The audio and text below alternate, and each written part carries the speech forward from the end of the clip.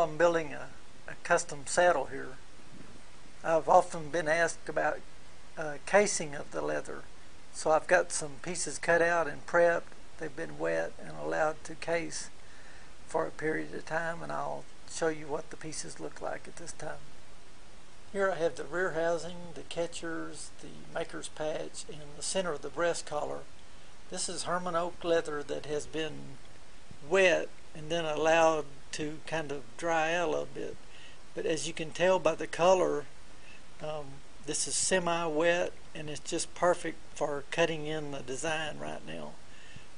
So what I'll do is try to keep it just like this by wrapping it up in a bag till it's time to tool the piece. I mean, when I get to it, like I might be tooling on certain pieces there, and if I'm not careful, the piece will dry out. So I want to keep it just about the way it looks right here so I can cut the design in, and then I'll allow it to dry a little more before I do my background work.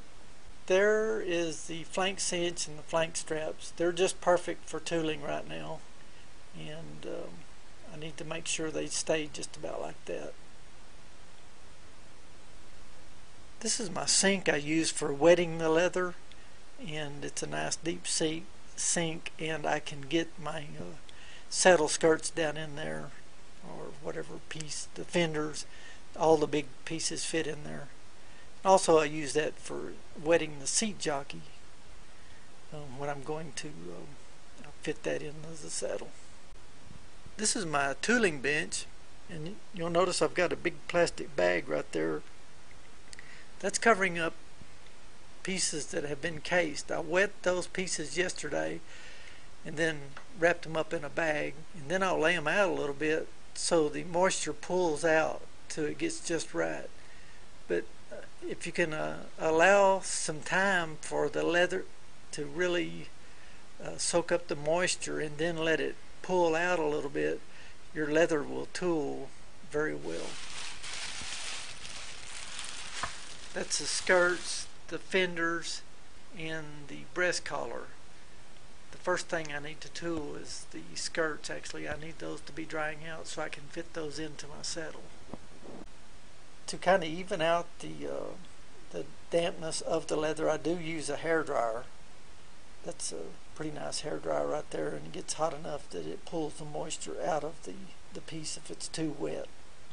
This is another drying area. This is a piece of 4x8 plywood that I put a border on. Then I set my fan up there, and I can lay out all my pieces after they've been tooled to dry them out, or if the pieces are too wet, I can dry them out with the use of that fan and the hair dryer.